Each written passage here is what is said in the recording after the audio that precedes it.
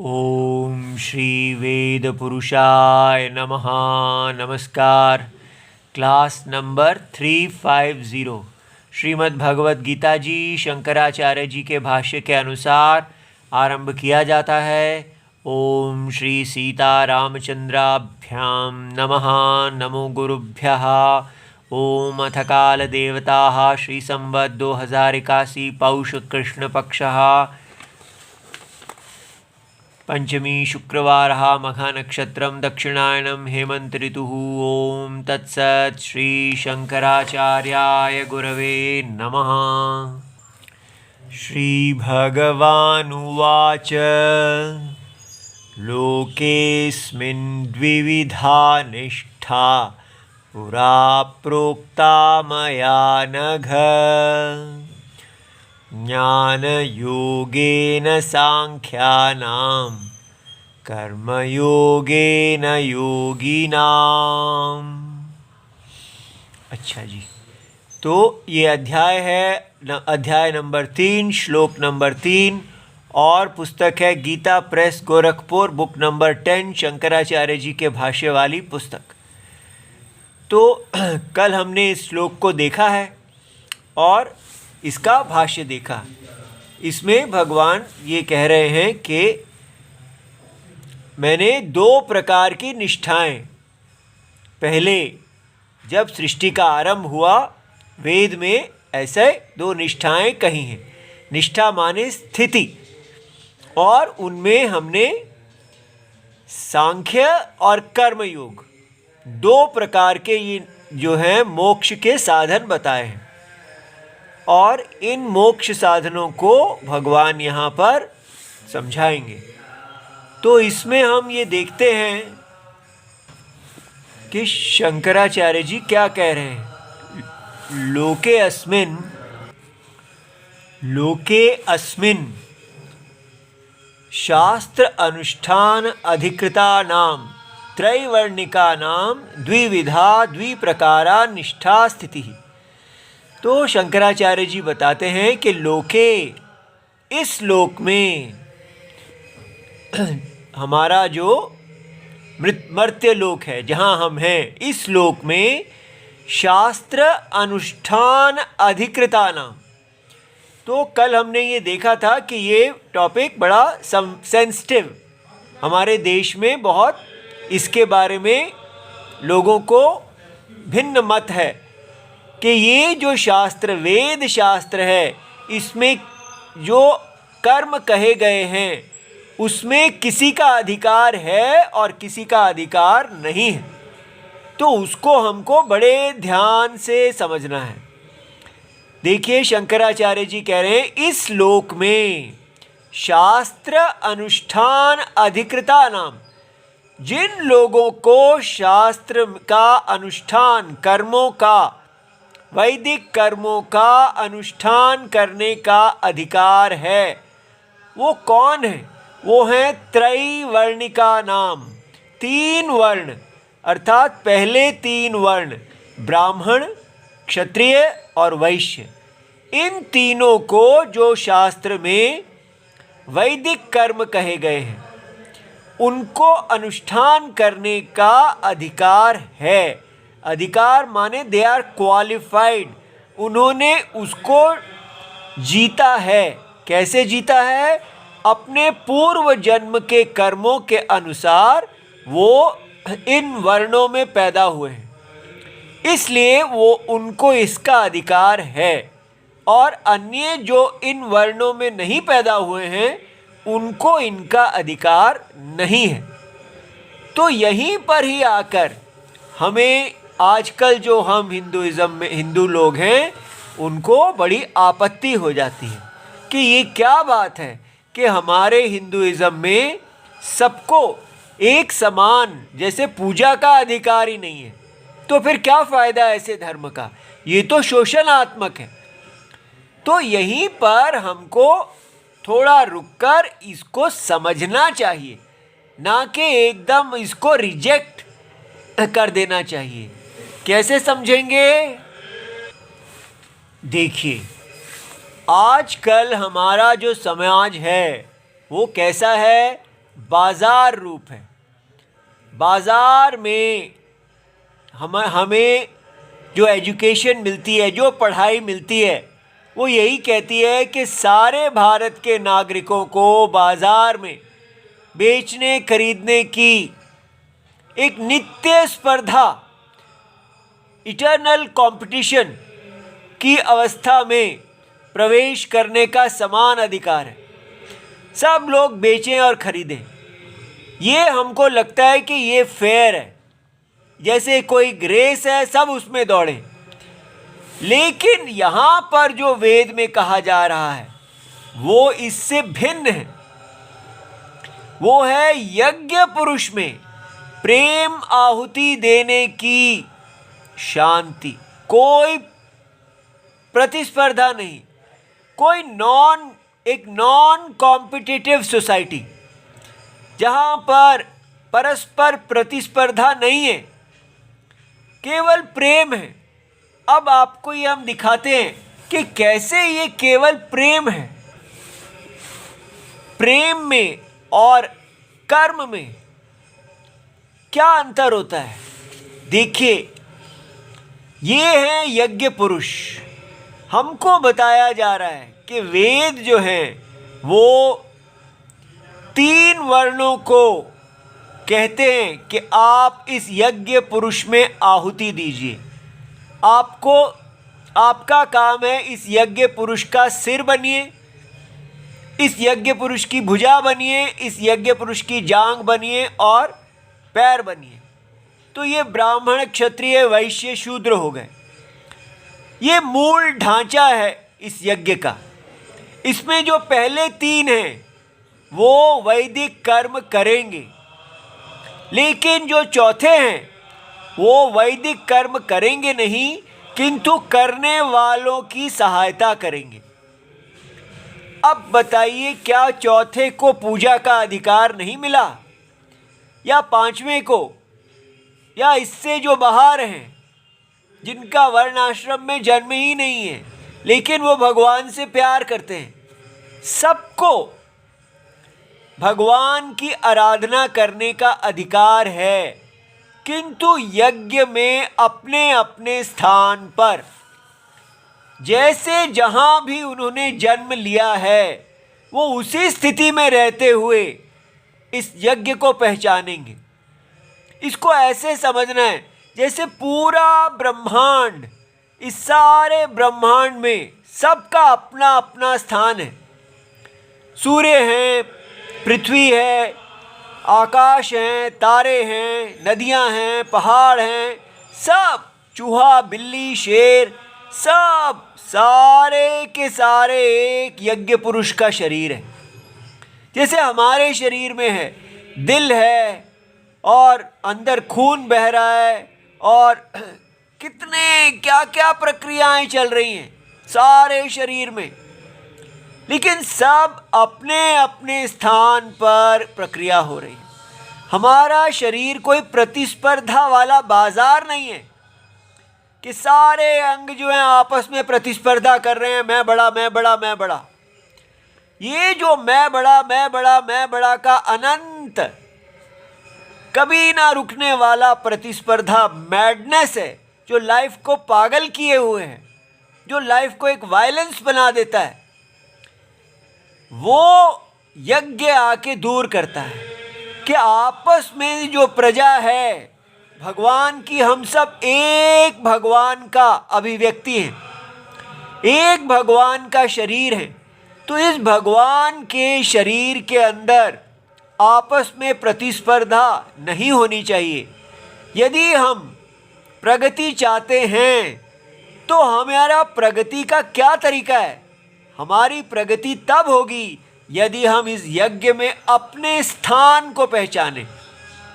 सबका जन्म से ही इस यज्ञ में अपना अपना स्थान है, और वो स्थान जो है उसको बस पकड़ लेना है और भगवान की आराधना करना है, यज्ञ पुरुष की तृप्ति करनी है।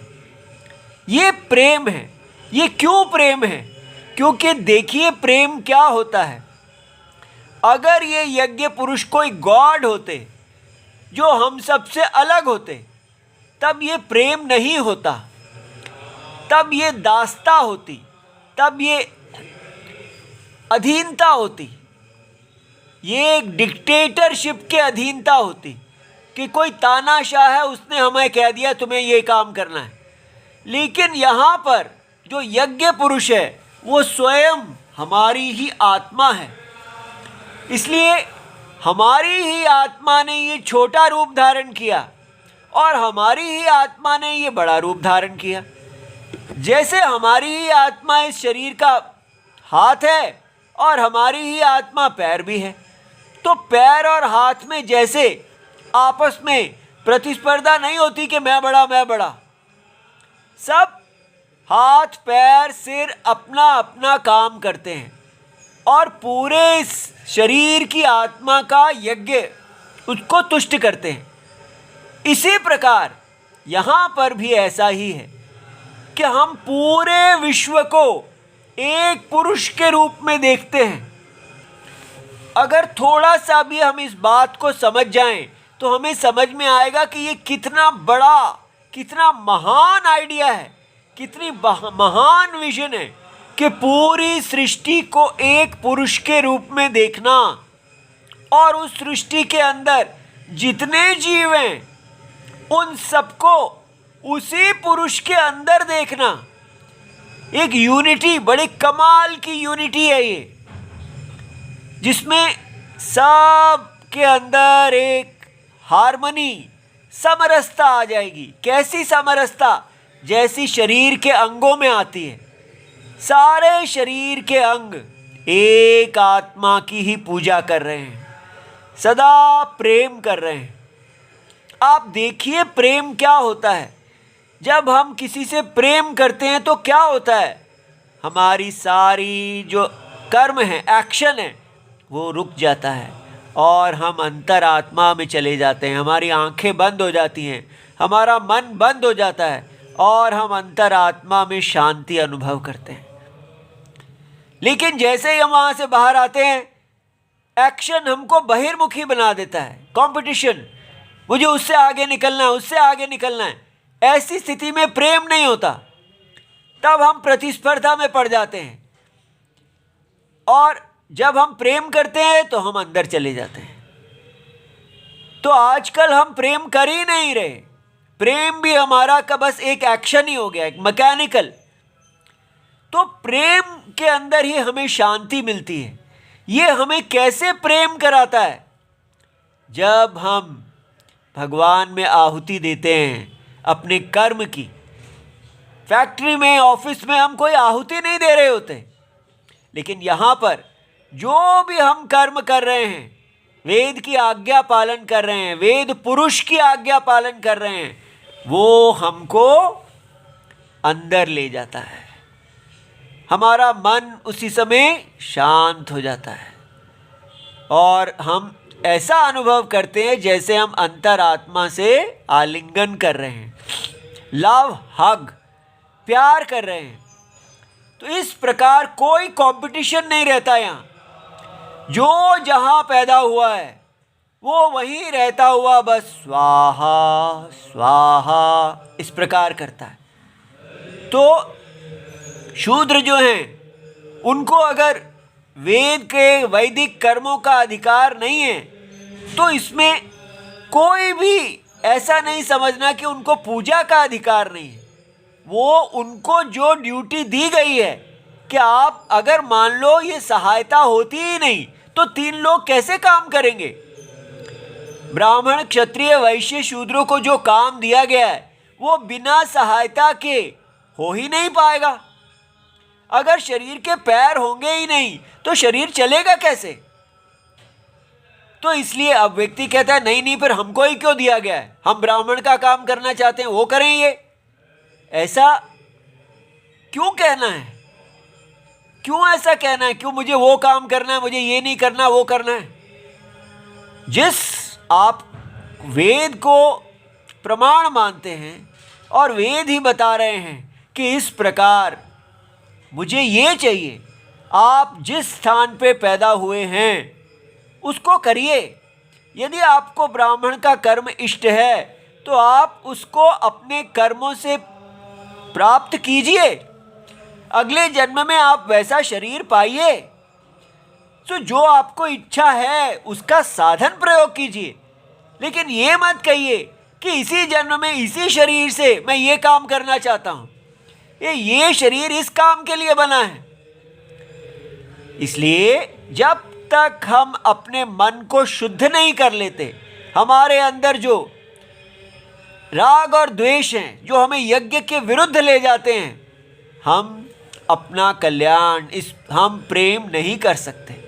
इसलिए ये जो बुद्धि दी जा रही है ये वही लोग समझ सकते हैं जो अपने मन को पहले शुद्ध करेंगे, जो ये देखेंगे कि ये बाजारू, अगर हम कोई भी उच्च पद इत्यादि इस यज्ञ को बाजार बनाते हैं तो ये सारा यज्ञ ही नष्ट हो जाएगा। इसलिए जिन लोगों को इसकी इच्छा है वो बाजार में ही रहें, बाजार में अपनी प्रतिस्पर्धा करें, लेकिन यज्ञ में प्रतिस्पर्धा नहीं है। यज्ञ में जिसका जो स्थान है वो वही करेगा, उसी में सुंदरता है, क्योंकि ये एक विराट पुरुष है। हम देख रहे हैं कि जितना हम यज्ञ से दूर जाते जा रहे हैं उतना जीवन कितना दुखमय होता जा रहा है। ये बाजारू प्रतिस्पर्धा आजकल की युवाओं को कितना दुखी कर रही है, उसका वहाँ कोई सल्यूशन नहीं है, कोई शांति नहीं है। कितना भी उच्च पदों पे चले जाओ, कितना भी पैसा कमा लो, व्यक्ति जब तक प्रेम ही नहीं करता उसको शांति नहीं मिलती। और प्रेम ये नहीं है कि दो शरीर आपस में चिपट जाएं तो प्रेम होता है, वो भोग होता है। प्रेम तभी होता है जब हम आत्मा अपने स्वरूप में चले जाते हैं। देखिए अपने प्रेम को, जब आंखें बंद होती हैं, जब मन बंद होता है तो हम कहाँ होते हैं? हम शरीर में नहीं होते, हम शरीरी देही में होते हैं। अपना वास अगर हम देही में कर लेते हैं तो हमें समझ में आता है कि देही जो है वो शांत आत्मा है और देह जो है वो कर्म के अनुसार बदलती जाएगी। सो एक बदलने का क्षेत्र है, नित्य बदलने के क्षेत्र, और एक जहाँ कोई बदलाव नहीं है, कोई चेंज नहीं है, जो चेंजलेस शांत है। ऐसा एक युवा लिखते हैं, why things don't remain same. दुनिया एक जैसी क्यों नहीं रहती? क्यों खुशी जो है वो बार बार हाथ से फिसल जाती है? बार बार आप खुशी को पकड़ते हो और वो खुशी का बुलबुला क्यों फूट जाता है?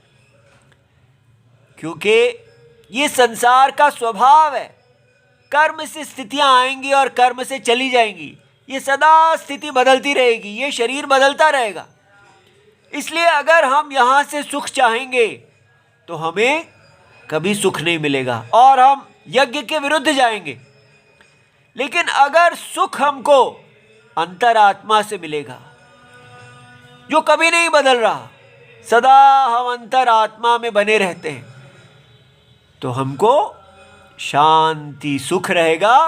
शरीर इष्ट हो या अनिष्ट हो, शरीर में सुख और दुख आए कोई बात नहीं, लेकिन आत्मा हमें सदा सुख देती रहेगी।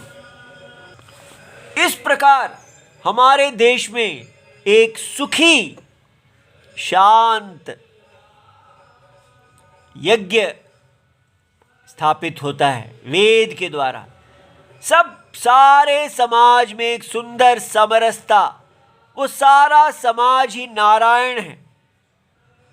इस प्रकार हम पूरे विश्व को अपने साथ लेके चल पड़ते हैं। इस देश में कितने लोग बाहर से आए, उनके अंदर तो कोई वर्णाश्रम नहीं था, फिर भी वो भारत में बड़ी शांति से रहे।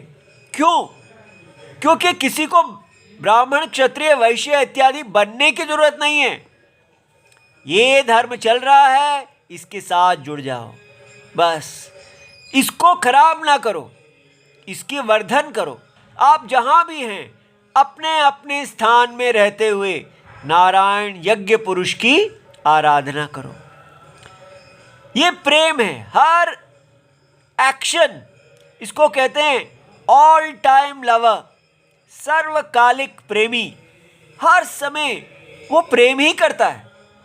वो कभी भी मशीन बन के मैकेनिकल नहीं होता। अभी लाइफ बस मारो काटो भागो, कितनी दुखमय हो गई है। हमको उस दुख को देखना चाहिए कि ये जो नया हम डेफिनेशन धर्म का बना रहे हैं कि धर्म का मतलब है सबको भोग का एक समान अवसर, सबको ब्राह्मण बनने का अवसर, सबको क्षत्रिय बनने का अवसर। उस चक्कर में हमने ब्राह्मण क्षत्रिय वैश्य को हटा ही दिया है, केवल बाजार बना दिया है, और फिर भी कह रहे हैं हमारे पास हिंदुइज्म है। इसलिए हमने अपने वैदिक धर्म को पूरी तरह हत्या कर दिया है। इसको देखना चाहिए कि कितना जीवन हमने दुखमय बना लिया है, और वापस घर वापसी करनी चाहिए। जब हम घर आते हैं भटकते भटकते तो हमें शांति मिलती है। घर ही शांति है, अंतरात्मा ही शांति है, अंतरात्मा ही प्रेम है। इसलिए जो शंकराचार्य जी हम पर कृपा करके हमें बता रहे हैं कि ये यहाँ पर शास्त्र अनुष्ठान जो है उसका अधिकार है। शास्त्र आपको बताएंगे कि आपने किस प्रकार यज्ञ पुरुष को तुष्ट करना है। आप अपनी मर्जी से अपने राग द्वेष से यज्ञ में स्थान नहीं चुनेंगे। जो आपके पूर्व जन्म के कर्म हैं उसके अनुसार ही आपका वर्ण होगा, और अपनी तपस्या करेंगे। आप सब अपने अपने राग द्वेष को छोड़ेंगे, और यज्ञ में जो स्थान है उससे आप यज्ञ पुरुष की आराधना करेंगे। ये आपको समझ में आया कि ये कितना सुंदर है। सोचिए, अगर सूरज कहे नहीं मैं तो पृथ्वी का काम करना चाहता हूँ, मैं तो पृथ्वी के निकट आना चाहता हूँ, सागर अपनी मर्जी चलाएं, पर्वत अपनी मर्जी चलाएं, नदियाँ अपनी मर्जी चलाएं, हमें तो स्वतंत्रता चाहिए, हमें तो इक्वालिटी चाहिए, हमें तो अपनी स्वेच्छा से जीने का अधिकार चाहिए, यही धर्म है। कोई हमें क्यों बताए कि हमें क्या करना है? यदि ऐसा हो जाएगा कि कोई बताएगा ही नहीं, कोई एक ऑर्डर ही नहीं होगा, तो पूरा डिसऑर्डर होगा, एक अराजकता की स्थिति होगी। ये राजकता है, राजा है। इसको तानाशाह नहीं समझना, ये एक्सटर्नल गॉड नहीं है, ये आत्मा है। क्योंकि जब हम इस आत्मा के अंदर अपने ही स्वरूप में जाते हैं तो हमको कोई विरोध नहीं होता, हमें बड़ी शांति मिलती है। अपने ही प्रिय की आज्ञा पालन करने में बहुत शांति है, यही प्रेम है। इसलिए अपने स्थान पे रहते हुए जो जिसको कार्य मिला उससे भगवान की आराधना कर रहा है। इससे सुंदर और क्या होगा? इससे सुंदर भक्ति और क्या होगी? ठीक है, इसलिए इसको हम नकारे नहीं। यहाँ अगर हम ठीक हो जाएंगे तो हमारा पूरा भारत बदल जाएगा। हम अपने ऋषि मुनियों देवता सब के साथ जुड़ जाएंगे, अपनी नदियों के साथ जुड़ जाएंगे, अपने सूर्य के साथ जुड़ जाएंगे, अपनी पृथ्वी के साथ जुड़ जाएंगे।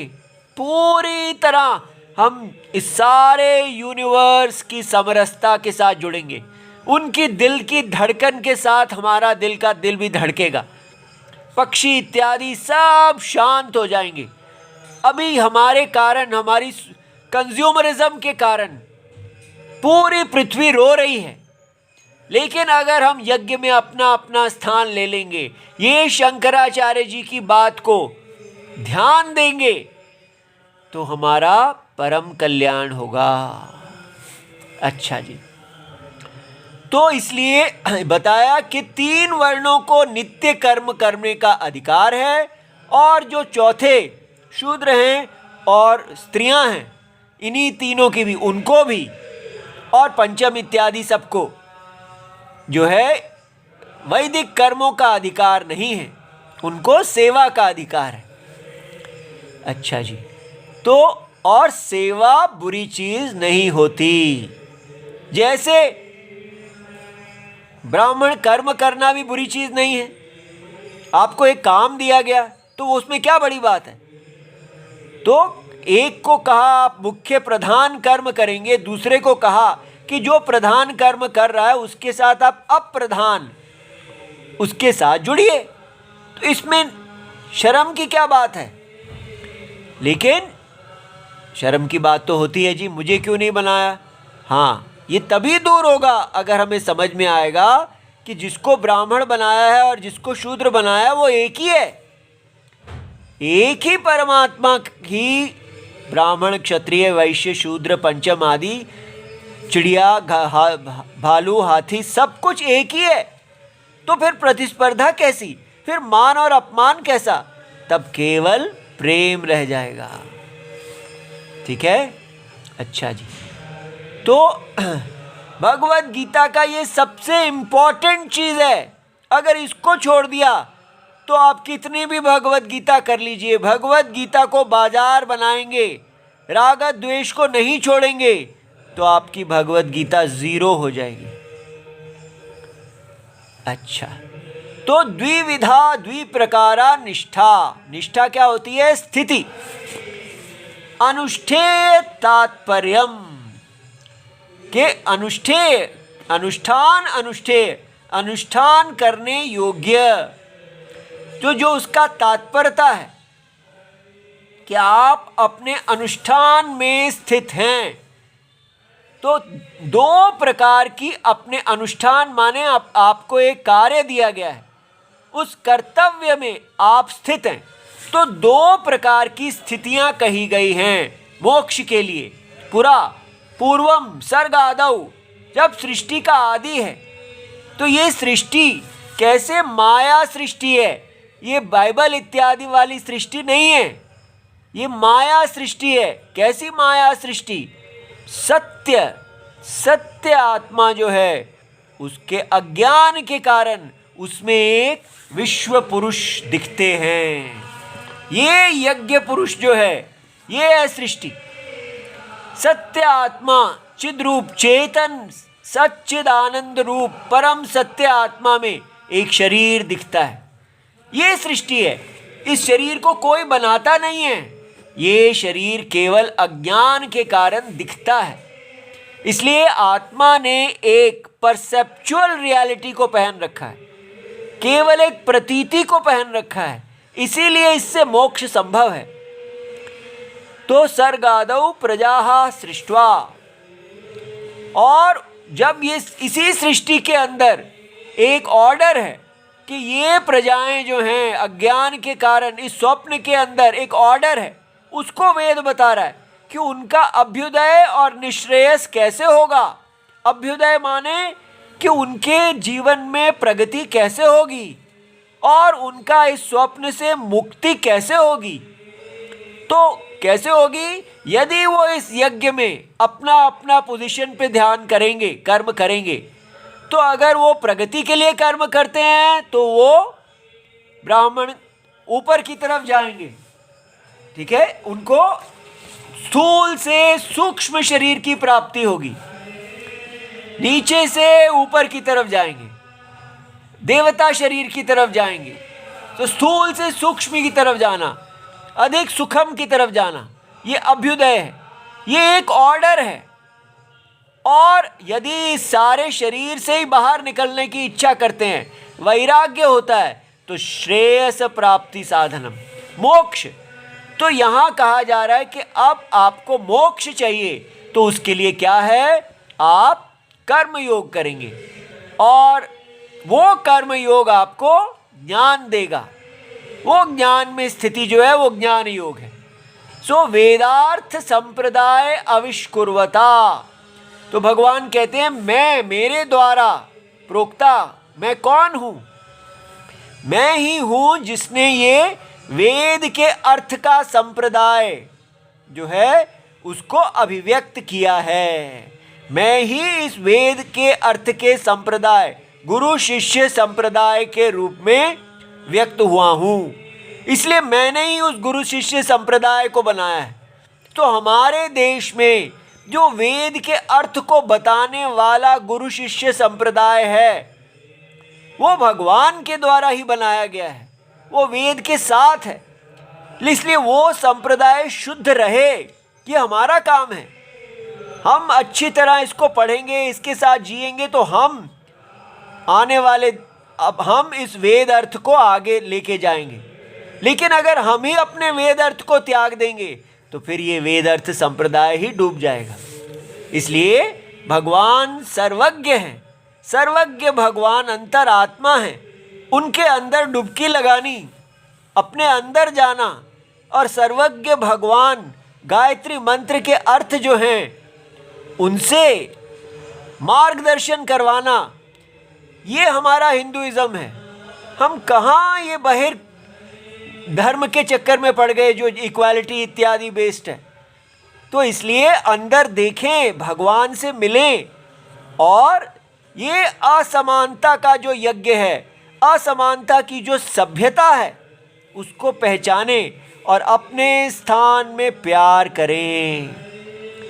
जहाँ जहाँ हम हैं, जो जो हमारा यज्ञ स्थान है, चाहे बड़ा छोटा, उसमें ना देखें, बस प्यार करें, प्यार करें। ओम नमो भगवते वासुदेवाय। प्रणाम।